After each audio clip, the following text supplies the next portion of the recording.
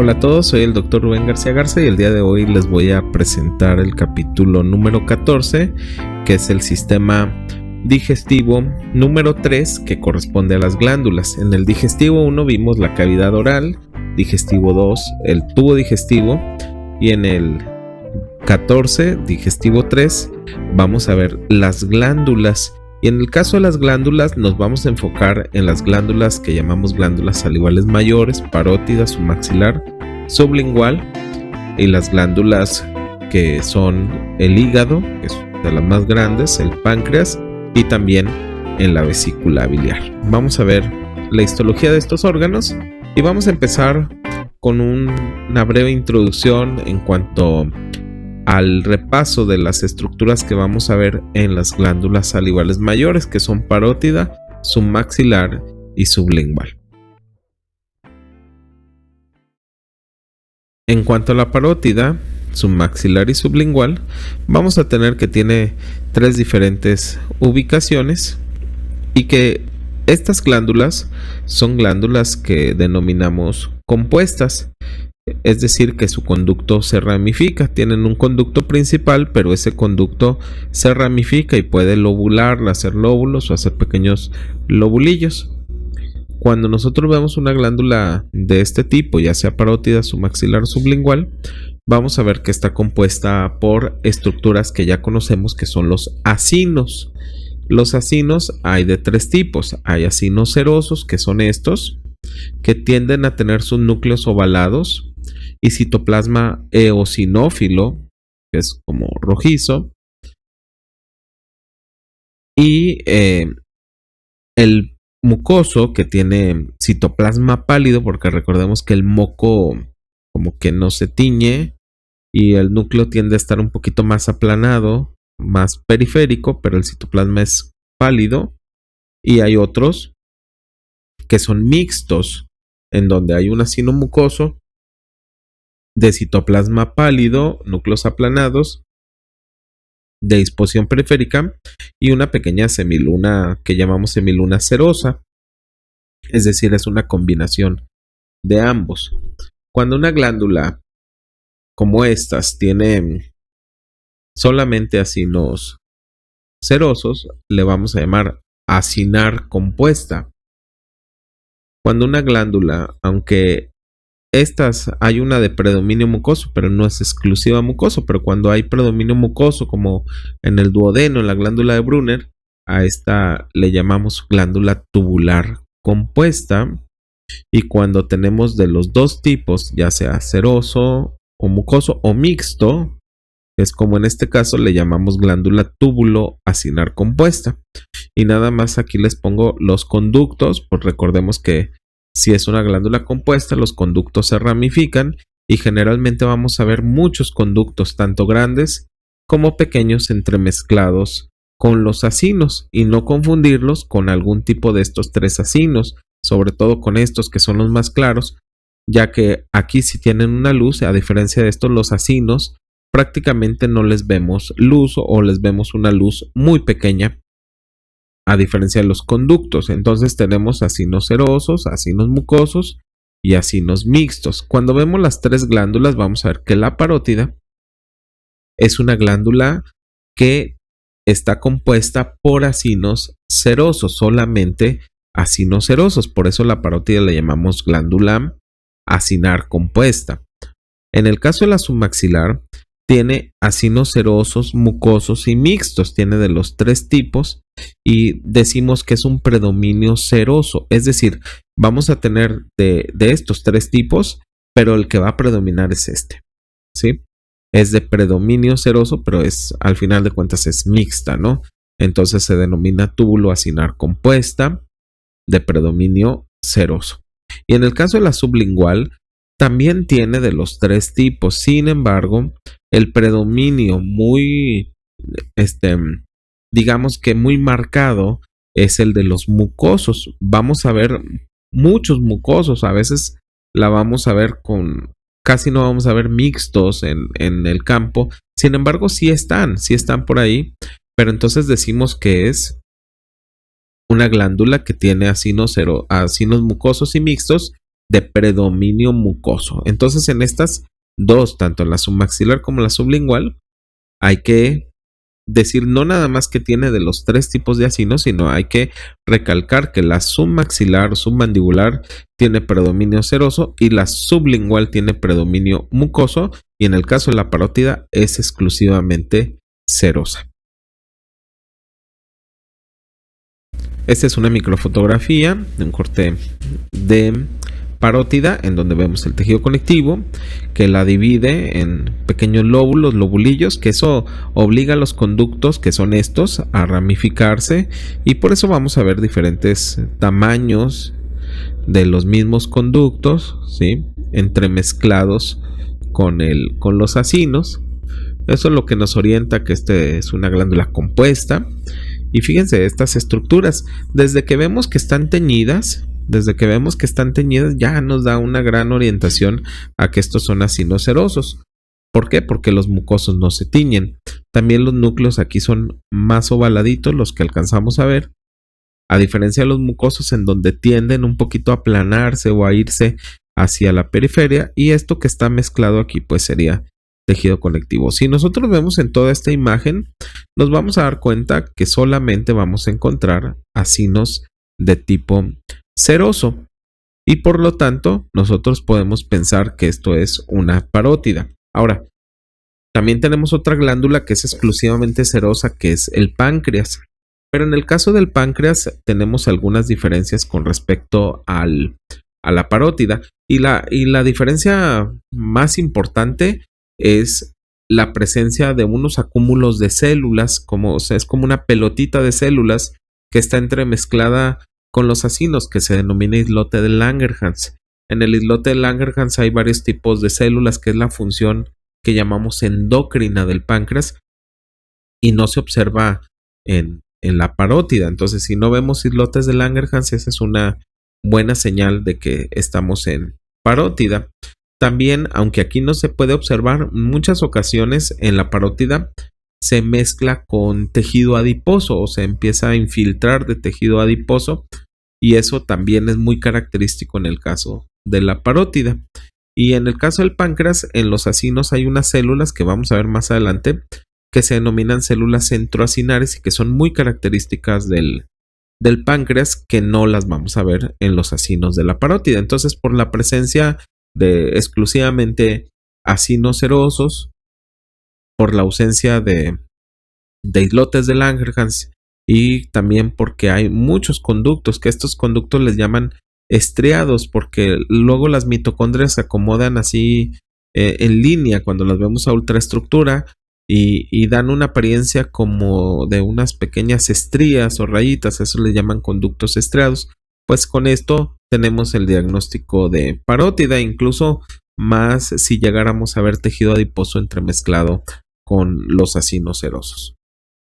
Este es un aumento para ver, estos son los acinos, ya los habíamos visto, son los acinos, el tejido conectivo, algunas células que están alrededor, fibroblastos, células de linfocitos, etcétera, tejido conectivo aquí, y conductos. Entre más grande sea el conducto, más tejido conectivo vamos a tener alrededor. Si se acuerdan, por ejemplo, este conducto que es más pequeño tiene poquito tejido conectivo, este que es un poquito más grande tiene ya más tejido conectivo alrededor. Incluso también el epitelio va cambiando.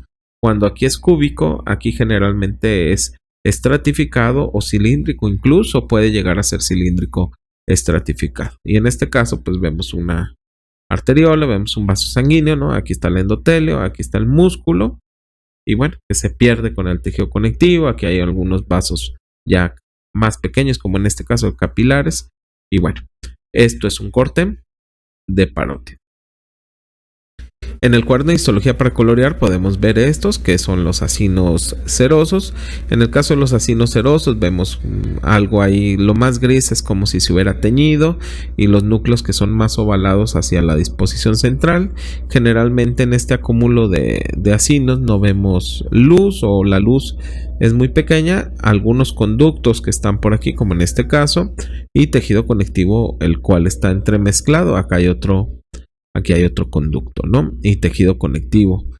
formando estos tabiques que ya habíamos comentado que lo dividen en algunos lóbulos o en lobulillos que dan la necesidad de que los conductos se ramifiquen y por lo tanto a esta glándula le denominamos una glándula tubular compuesta. No, miento, una glándula acinar compuesta, porque la glándula acinar compuesta es la que está compuesta por solamente acinos serosos. Hay una disculpa por ese pequeño error. Entonces, acinar compuesta, ¿sí? En esta imagen podemos ver tejido conectivo, estamos viendo los lóbulos, aquí vemos acinos, estos son acinos, miren cómo unos sí se tiñen, otros casi no se tiñen, ¿sí? Y otros tienen esta capuchita, ¿no? Que yo le llamo así como una capuchita, pero es como una semiluna, es una semiluna que llamamos semiluna serosa, mucoso con semiluna serosa. Esto nos dice que hay serosos, hay mucosos y hay mixtos. Y si se fijan, los que más hay son serosos. Estos son conductos. Diríamos que hay acinos serosos, mucosos y mixtos, pero de predominio seroso. Entonces, este es un corte de glándula submaxilar. Dijimos que la glándula submaxilar tenía de todos los tipos de acinos con un predominio seroso. En esta es otra imagen en donde vemos los conductos. Acá, estos son los acinos serosos. Y estos son los acinos mixtos. Este es el acino mucoso. Dijimos que es pálido, núcleo aplanado, de disposición periférica. Una luz, puede haber una luz, pero generalmente es pequeña o muchas veces no se alcanza a ver con claridad.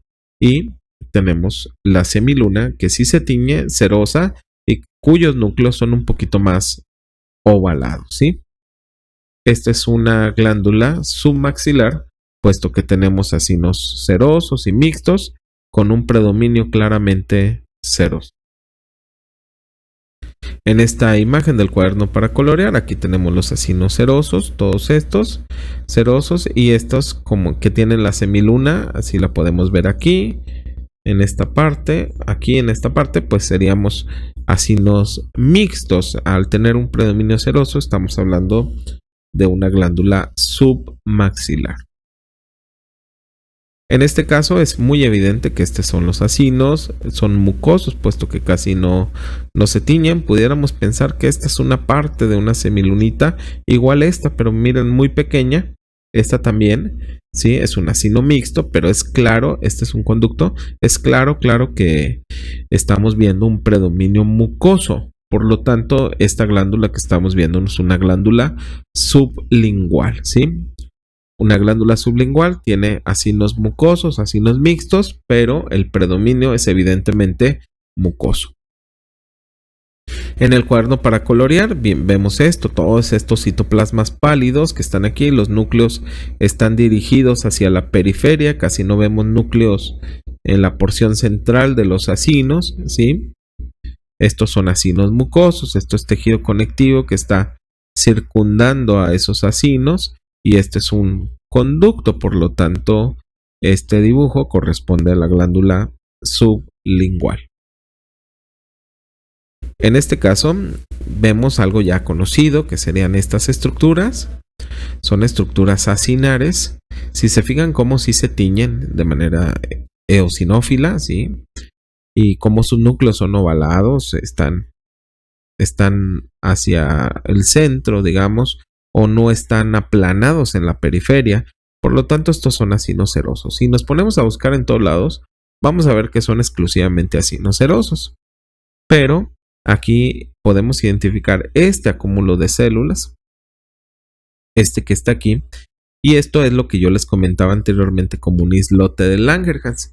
Recordemos que el páncreas tiene una porción exócrina, es decir, que va hacia una luz que sería básicamente los acinos serosos que producen las enzimas o las proenzimas, y en el caso de la porción endocrina del páncreas está formada por el islote de Langerhans. En el caso del islote de Langerhans tenemos que hay células alfa, beta, delta, gamma y polipéptido pancreático.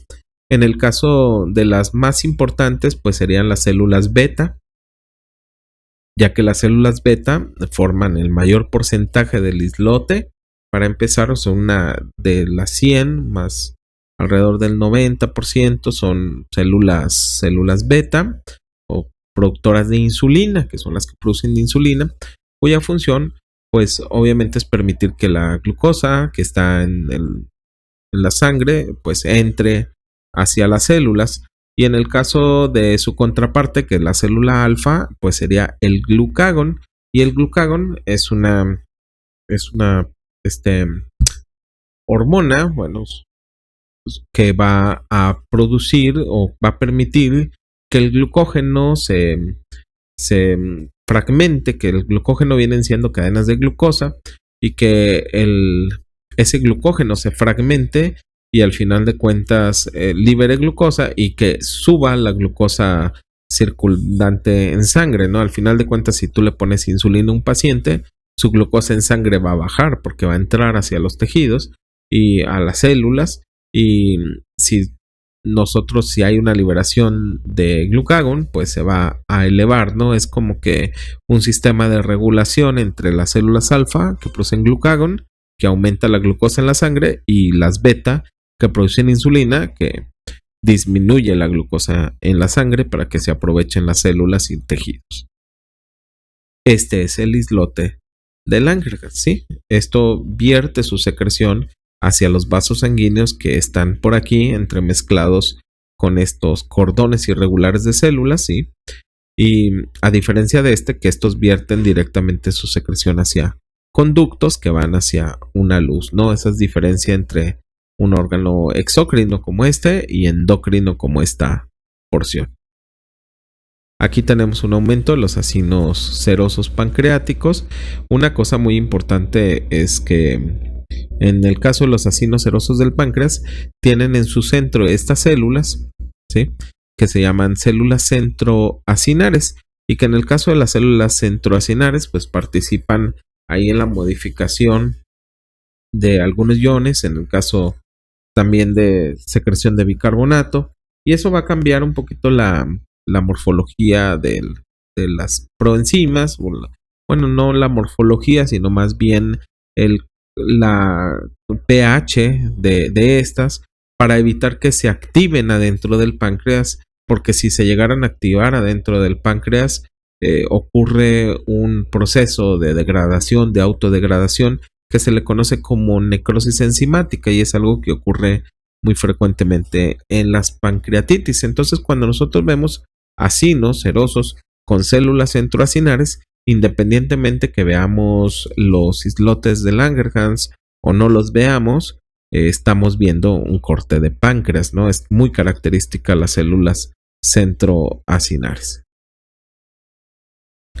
Y aquí estamos viendo pues una imagen del cuaderno para colorear. Estos serían los acinos serosos, su núcleo, su citoplasma y las células centroacinares, ¿no? Que las pusieron por aquí como una célula que anda en la parte central. No es como una luz, sino más bien son núcleos de algunas células. Esta sería la célula centroacinar.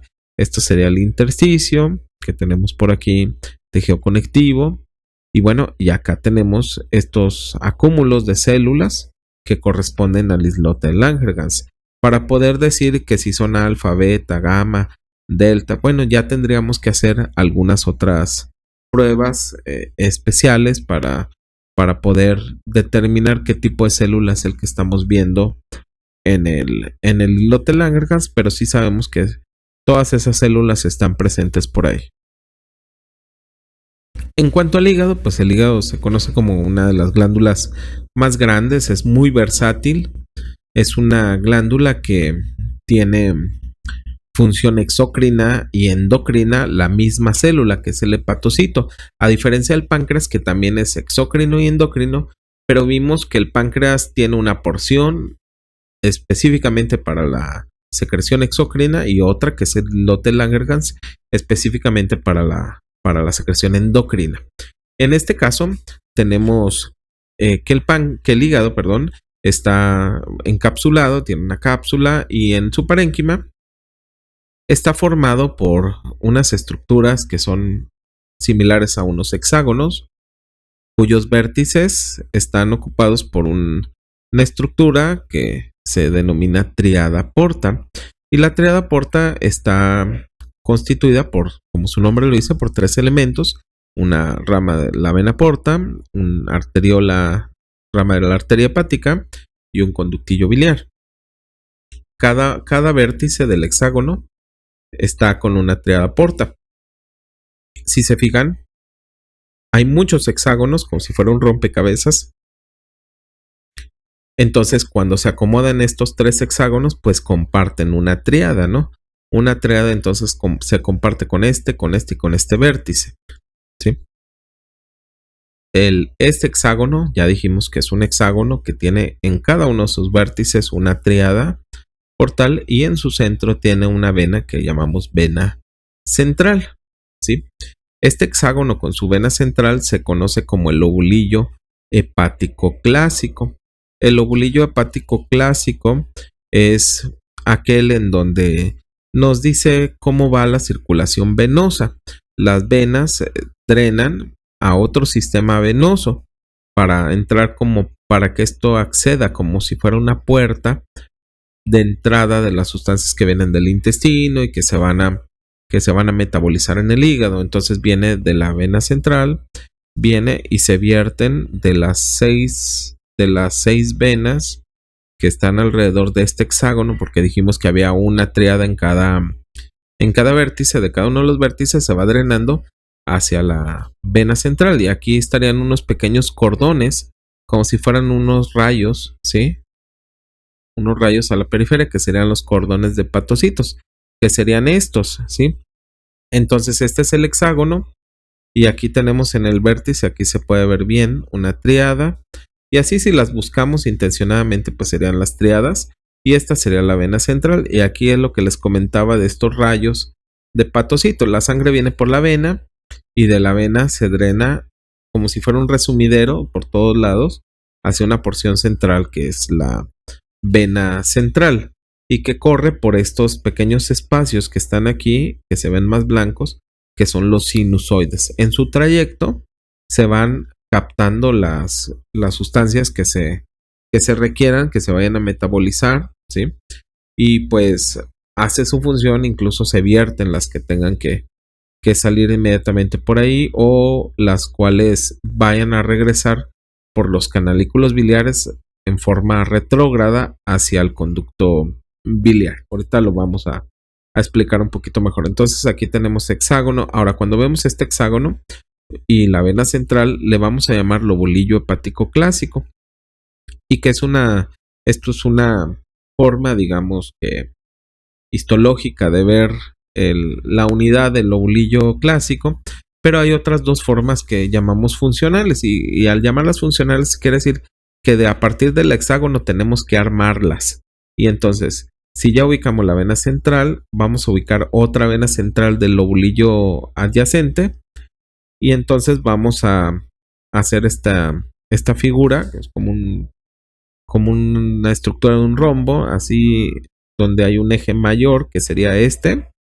Aquí, acuérdense que aquí hay una entrada, una tríada, acá hay otra tríada en la parte superior, y está una vena y otra vena, ¿no? Entonces tenemos que, vamos a hacer esta forma. Así entramos hacia acá abajo y hacia acá. En esta forma tenemos un eje que va de una vena a otra vena, y otro eje que va de una tríada a otra tríada. Lo importante de esto es que por aquí corre la arteriola, rama de la arteria hepática, y que vierte la nutrición, o que nutre estas partes de los lobulillos. Recordemos que se comparten, entonces vierte la arteria que pasa por aquí, va a nutrir esta parte del lobulillo clásico, y esta otra parte del lobulillo clásico. Entonces esta distribución se llama acino portal o acino hepático de Rappaport, y que nos habla acerca de la función de la oxigenación de la arteriola hepática. Recordemos que el clásico nos hablaba de la vena porta. El acino portal o acino hepático de Rappaport nos habla de la arteria hepática, que es el segundo elemento de la tríada, y nos dice que el oxígeno corre por aquí, y que estas células son las que reciben más oxígeno y luego un poquito menos, y cuando llegan acá reciben ya mucho menos oxígeno. Igual acá, reciben la mayor cantidad de oxígeno, un poquito menos, y ya casi no reciben. Si se fijan, todos los lugares donde hay menos oxígeno siempre es alrededor de la vena central. Y entonces a esta parte la vamos a dividir en dos triángulos, donde el que corre por el lado donde está la arteria, le vamos a llamar zona 1, y la que está adyacente a la vena zona 3, y la que está intermedia zona 2. Entonces tenemos una zona 1, zona 2 y zona 3. Acá de este lado igual, zona 1, zona 2 y zona 3. Si lo viéramos en este esquema, esta sería la zona 1, esta la 2 y esta la 3. Si nosotros hiciéramos esta misma imagen pero acá abajo, sería así, ¿sí? No sé si me sigan con el láser. Igual sería zona 1, zona 2 y zona 3. Si se fijan siempre la zona 3, en donde hagan este dibujo va a caer aquí alrededor. ¿Y qué nos dice esto? Bueno, nos dice que cuando hay procesos hipóxicos o cuando hay disminución de oxígeno, vamos a tener que esta, que es la que recibe más oxígeno, pues va a recibir un poco menos. Esta menos también, pero esta que recibía menos o recibía muy poco en situaciones normales puede que no reciba. Entonces, ¿qué pasa? Como yo les digo, todas las venas centrales o alrededor de las venas centrales siempre, si hacemos el dibujo en cualquier forma que lo hagamos, este mismo dibujo acá, acá, siempre va a caer aquí. Entonces, ¿qué se va a necrosar? La parte central del lobulillo clásico. A eso se le conoce como necrosis centrolobulillar. ¿Qué zona es del acino hepático de Rappaport? La zona 3. Es decir, ¿qué zona del acino hepático de Rappaport o del acino portal sufre más con los procesos hipóxicos? Es la zona número 3, ¿sí? Pero ahora imaginémonos que no viene una hipoxia, sino que es un agente tóxico, un veneno o algún medicamento muy tóxico y que llegue al hígado. Entonces, cuando llega, ¿qué va a pasar? Le va a llegar mayor cantidad de agente tóxico a la zona 1, un poco menos a la 2, y puede que ya no le llegue a la zona 3. Claro, eso dependerá de la dosis, ¿no? De la cantidad, pero estamos hablando que la zona que sufre más cuando hay un proceso de intoxicación o tóxico es la zona 1. Si yo viera un corte con necrosis que está de alguna manera confinada aquí alrededor de la vena central, yo diría que es la zona 3 y pensaría en un proceso hipóxico. Si yo veo que la necrosis está acá a la periferia y está más conservado el centro, yo pensaría que el proceso que ocurrió es un proceso de intoxicación. Eso nos puede servir en algunos procesos de autopsias médico-legales o daños histopatológicos para tratar de dilucidar a qué se debió ese daño hepático, ¿no? Esas son las dos distribuciones que hemos visto hasta ahorita, la vena y la arteria, ¿no? Entonces, ¿quién me explica la función venosa? El drenaje venoso, el lobulillo clásico. ¿Quién me explica la función arterial? El acino portal o el acino hepático de Rappaport, que es este mismo. Y nos falta un tercer elemento de la triada, que es el conductillo biliar. ¿Quién me habla acerca del flujo biliar? Pues el lobulillo portal. No confunda acino portal con lobulillo portal. El lobulillo portal es un triángulo que se forma por la unión de tres venas. Una, dos, y si por ejemplo si la viéramos esta de acá tendríamos un triángulo. Al tener este triángulo aquí, ¿qué nos queda en medio del triángulo? Sería una triada. Ya dijimos la función venosa, ya dijimos la arterial, ahora nos falta la del conductillo biliar. Entonces, ¿qué nos explica el tercer lobulillo, que es el lobulillo porta?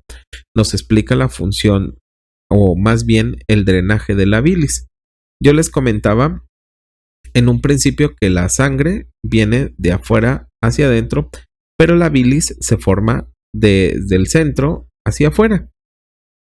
Es decir, que mientras la sangre está corriendo por los acinos que son estos espacios, hacia la vena central, la bilis corre entre los hepatocitos en unos conductillos pequeños que se llaman canalículos biliares y corre, digamos que de manera contraria a lo que es la sangre, y entonces va y drena a este conducto biliar, conductillo biliar.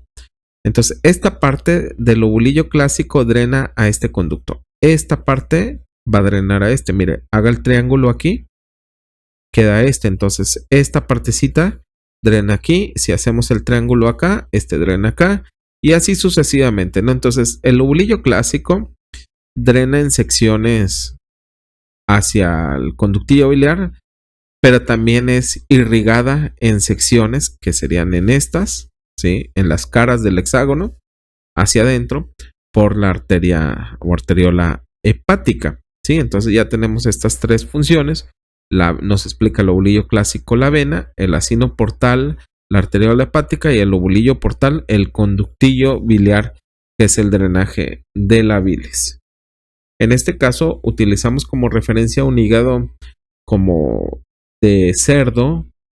En muchas ocasiones es el que se elige, el hígado de cerdo, porque el tejido conectivo que está delimitando al ovulillo hepático clásico es muy notorio, pero vamos a ver de aquí en adelante que en los cortes de humanos no se ve esta misma imagen. Incluso en el humano, cuando vemos esta imagen así de estos tabiques gruesos de tejido conectivo, se asocia mucho a las patologías de cirrosis. Entonces en un hígado normal no vamos a ver esto, pero para fines explicativos pues decidí poner esta imagen para que pudieran identificarla un poco más fácil, ¿sí? En base a este esquema. Pero este tejido conectivo tan abundante no lo deberíamos ver en un hígado normal. Y aquí está. Fíjense cómo en esta parte ya no se ve como en la otra, pero tenemos que identificar las estructuras, ¿no? Esta, por ejemplo, es una tríada, esta es la vena, y por aquí está la arteriola y el conducto, ¿no? Tengo que verla un poquito más a aumento para ver el epitelio, porque acuérdense que las arterias y las venas pues tienen un epitelio plano simple, que es endotelio, y el conductillo biliar tiene un epitelio cúbico simple, por eso sé cuál es cuál. Y luego tenemos la vena, que es la vena central.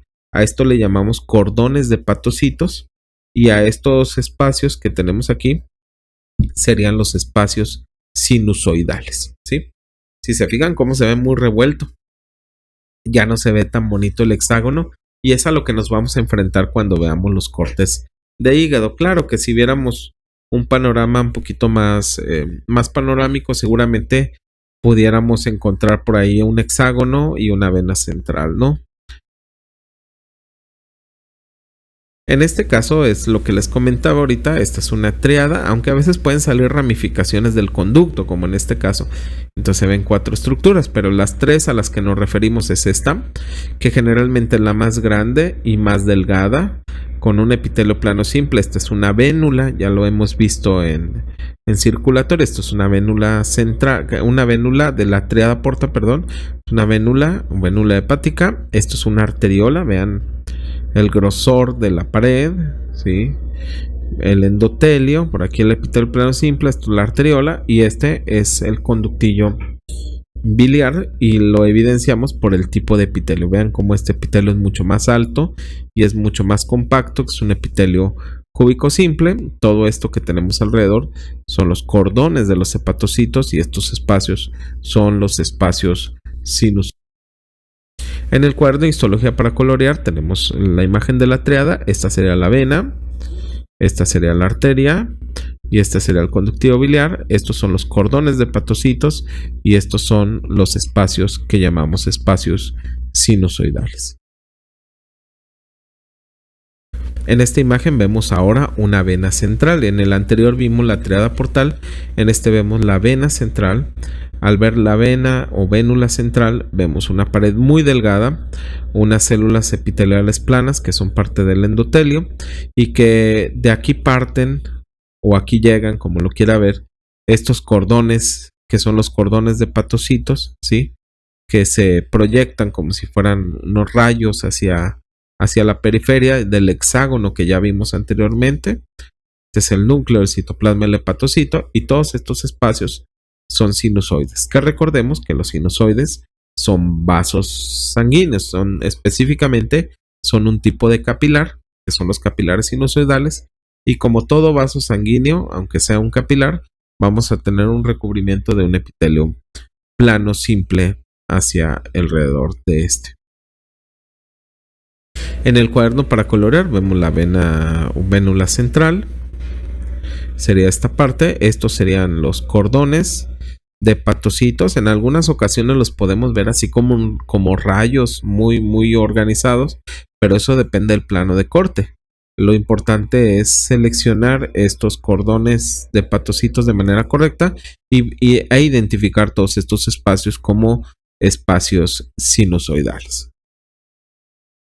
Este es un aumento de los cordones de hepatocitos. A lo que me refería es en caso del núcleo, citoplasma. Aquí siguen estos cordones, son como unas células cúbicas. Por aquí está corriendo los canalículos biliares, y en este espacio pues serían los espacios sinusoidales.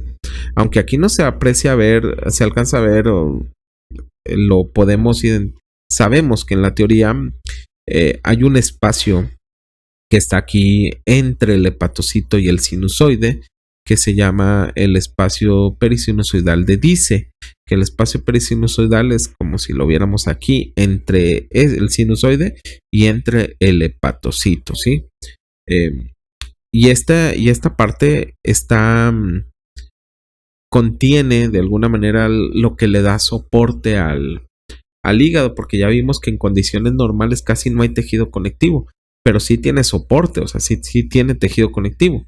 Pero ¿cuál es el tejido conectivo? Recordemos cuando vimos los tejidos conectivos que había una colágena que se llama colágena tipo 3, o que recibe el nombre de fibras reticulares, y que dijimos que era el soporte de los órganos hematopoyéticos, órganos linfoides, y por ahí mencionamos que también formaba parte del sostén del hígado, ¿sí? En el caso del hígado hay fibras reticulares que le dan sostén. ¿Y dónde las vamos a localizar? En el espacio de Dice, o en el espacio que llamamos perisinusoidal. En este órgano, las células que más abundan, pues evidentemente son los hepatocitos, que van a tener la función, como les mencioné en un principio, exócrina y endocrina, es decir, que pueden producir sustancias que van hacia afuera del cuerpo, como la bilis, o también algunas que van hacia la sangre, como en el caso de la albúmina o en las inmunoglobulinas, ¿no? Bueno, en el caso de las proteínas inmunoglobulinas hay que ver nada más que en el caso de la inmunoglobulina A, esa va a la bilis, ¿sí? La inmunoglobulina A es la secretoria y se va a la bilis, entonces esa es, digamos que un componente exócrino, ¿no?, del hepatocito. Pero a lo que vamos es que el mismo hepatocito va a tener las dos funciones, tanto endocrina como exócrina, y eso es algo sumamente importante. Y bueno, el espacio perisinusoidal de Dice tiene, aparte de las fibras de colágeno tipo 3, por ahí puede haber algunas células que aquí no se alcanzarían a ver o no se ven tan fácilmente, que corresponderían a unas células que se llaman células de Ito, que almacenan vitamina A, pero que también van a producir esas fibras reticulares que comentamos, y que en patología luego las asocian con la producción excesiva de fibras reticulares en la cirrosis hepática. También tenemos pues las células endoteliales, que son las que rodean a los sinusoides, y por aquí también podríamos ver en algún momento macrófagos, ¿sí? Que los macrófagos que pudiéramos localizar, no sabemos exactamente si puede ser alguno de estos, pero los macrófagos pues se llaman células de Kupffer, y que son los macrófagos que se localizan en el hígado, ¿sí? Y generalmente, si los llegamos a encontrar, los vamos a encontrar en la luz de los sinusoides. También habíamos visto en tejido conectivo que la colágena tipo 3, fibras reticulares, aparte de dar sostén en el órgano como el hígado, también se evidencia de alguna manera con las impregnaciones en plata, y que las vamos a ver en color negro. Porque si se fijan en la imagen anterior, que es hematoxilina y eosina, no señalamos específicamente las fibras reticulares, sino dijimos el lugar, que es el espacio de Dice, en donde deberían de estar, pero no las veíamos porque la técnica no nos lo permitía. En el caso de una impregnación de plata como esta, nos ubicamos aquí en los cordones de hepatocitos, que son estos son los espacios sinusoidales, estos más blancos.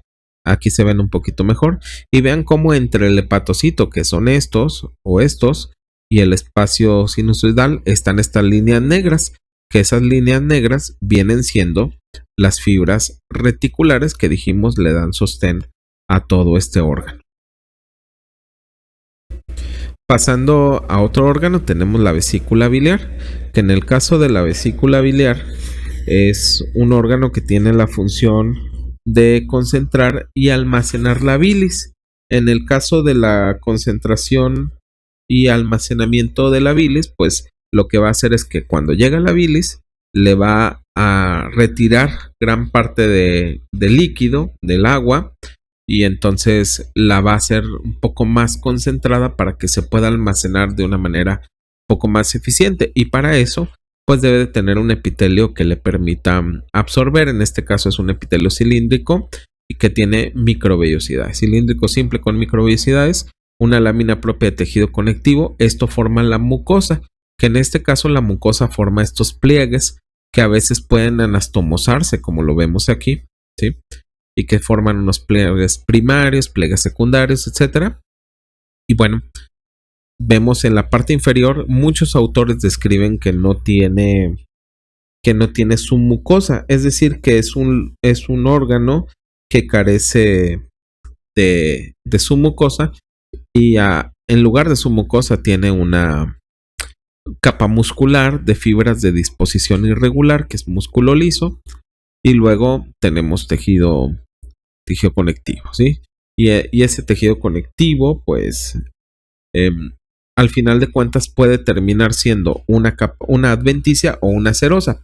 Si recordemos que anatómicamente la vesícula biliar está adosada a la parte posterior del hígado, entonces la parte adosada, la mitad que está adosada al hígado, tiene adventicia porque no se alcanza a recubrir por peritoneo, y la parte que no está adosada al hígado pues tiene una capa que llamamos serosa porque tiene mesotelio y es parte del peritoneo. Recordemos que era un epitelio plano simple. En esta imagen pues vemos la luz. Este es el epitelio, un poquito ya con más detalle, cilíndrico simple con microvellosidades para absorber, tejido conectivo con abundantes células, un tejido conectivo laxo, y vemos que ya no hay submucosa, y vemos solamente músculo liso. Aunque hay algunos autores que dicen, bueno, sí hay submucosa, pero es muy delgada, es muy pequeña, no se alcanza a ver por tan delgada que es, pero sí hay. Nosotros en general consideramos que no hay submucosa, ¿sí? No hay submucosa, sino que de la mucosa se continúa inmediatamente con la capa muscular. En el cuaderno para colorear vemos esta es la luz de la vesícula biliar. Estos son todos los pliegues que les comentaba de la mucosa con epitelio y con lámina propia, y aquí ya no hay submucosa. Esto sería la muscular y esto sería la serosa o adventicia, dependiendo, como ya les había explicado, del lugar en donde nos localicemos en la vesícula. Esta imagen es un aumento todavía mayor al epitelio, es del epitelio cilíndrico simple con microvellosidades, y el tejido conectivo está en la luz, sí, ya lo vimos anteriormente, y nada más lo quisimos recalcar para ver inmediatamente el dibujo que comprende el cuaderno para colorear. En este caso pues es el parte del cuaderno para colorear. Aquí vemos la luz, vemos el epitelio cilíndrico con microvellosidades, esto sería la lámina propia y esto sería ya inmediatamente la capa muscular y posteriormente la serosa o adventicia. Y bueno, pues hemos llegado al final de este capítulo y vamos a ver las preguntas de repaso. La dinámica sigue siendo la misma. Yo hago la pregunta y posteriormente espero 5 segundos antes de decir la respuesta. Si usted todavía no la tiene asegurada la respuesta, puede pausar el video y esperar antes de que yo diga la respuesta. Muchas gracias por su atención y vamos a iniciar con la sección de preguntas. La pregunta número 1 dice: ¿Cuál de las siguientes glándulas se caracteriza por presentar exclusivamente acinos serosos? Y la respuesta es la C, ¿sí? La letra C nos está indicando a la glándula parótida.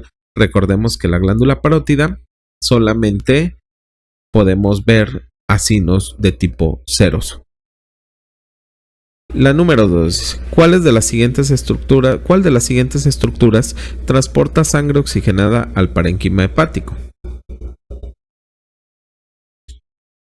Y la respuesta es la letra C, la arteriola, rama de la arteria hepática.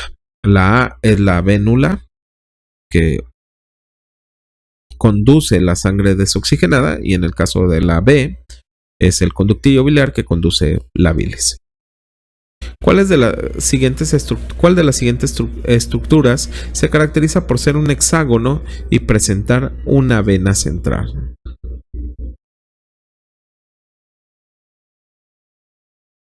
Y la respuesta es la letra C, el lobulillo hepático clásico.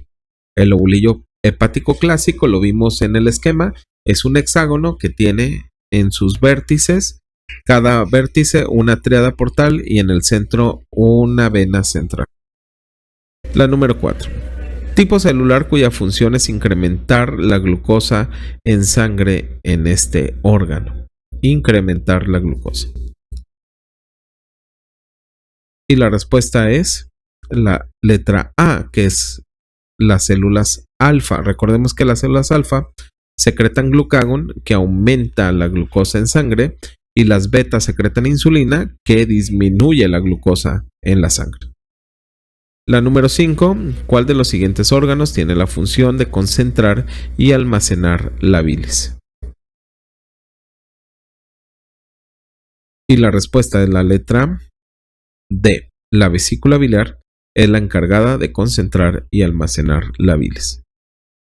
Bueno, les agradecemos mucho su atención. Hemos terminado con el capítulo 14. Los invitamos a visitar nuestra página www.sociedadmexicanahistología.com, en el Facebook Manual y Cuaderno de Histología. Soy el doctor Rubén García Garza y nos vemos en el próximo capítulo. Gracias.